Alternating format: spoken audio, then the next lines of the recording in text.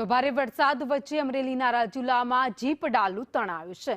ધાતરવડી નદીમાં દૂધ ભરેલું ડાલુ તણાયું છે। ભારે વરસાદને કારણે ધાતરવડી નદીમાં પૂરની સ્થિતિ સર્જાઈ છે।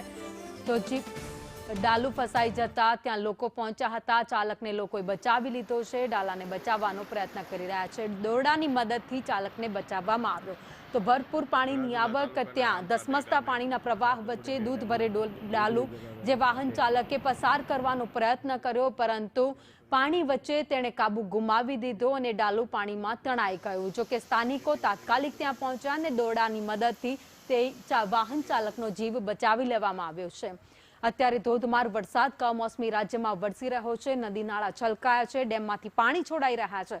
તેવામાં કોઝવે ઉપરથી લોકો જીવના જોખમે રસ્તો પસાર કરવાનો પ્રયત્ન કરી રહ્યા છે। સંદેશ ન્યૂઝ આપને અપીલ કરી રહ્યું છે કે આવા કોઈ પણ રસ્તા ઉપર તમે પસાર થવાનો પ્રયત્ન ન કરો, તમારા જીવ માટે જોખમ સાબિત થઈ શકે।